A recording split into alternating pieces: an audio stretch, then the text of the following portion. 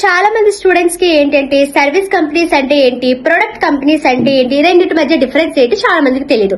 అయితే ఈ వీడియోలో మనం వాటి కోసం డిస్కస్ చేద్దాం. First of all service company. మన సర్వీస్ కంపెనీ ఏంటి అంటే మెయిన్ గా మనకి క్లయింట్ కి ఏవైతే నెసెసరీ ఉంటాయో వాటిని ఆ సాఫ్ట్వేర్స్ ని డెవలప్ చేస్తామట. ఎక్కువగా ఫ్రెషర్స్ ని హైర్ చేసుకుంటారు. ట్రైనింగ్ కూడా చాలా ఎక్కువగా ఉంటుంది.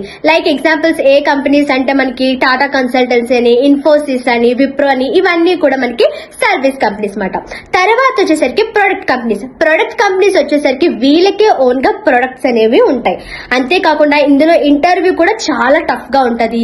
శాలరీ కూడా ఎక్కువగానే ఉంటది. లైక్ ఎలా అంటే మనకి ఫర్ ఎగ్జాంపుల్ గూగుల్ అని, అమెజాన్ అని, మైక్రోసాఫ్ట్ ఇలాంటి కంపెనీస్ ని కూడా మనకి ఏమంటారంటే ప్రొడక్ట్ కంపెనీస్ అంటారు. సో స్టార్టింగే మనకి ఈ యొక్క సర్వీస్ కంపెనీలో చేయడం మంచిదే. మనకి కొంచెం ఎక్స్పీరియన్స్ వచ్చిన తర్వాత అప్పుడు ప్రొడక్ట్ కంపెనీకి స్విచ్ అవ్వచ్చు. సో మీరు చెప్పండి, మీరు ఏ కంపెనీలో జాయిన్ అవుదాం అనుకుంటున్నారు? సర్వీస్ కంపెనీయా లేకపోతే ప్రొడక్ట్ కంపెనీయా? కింద కామెంట్ సెక్షన్ లో మెన్షన్ చేయండి.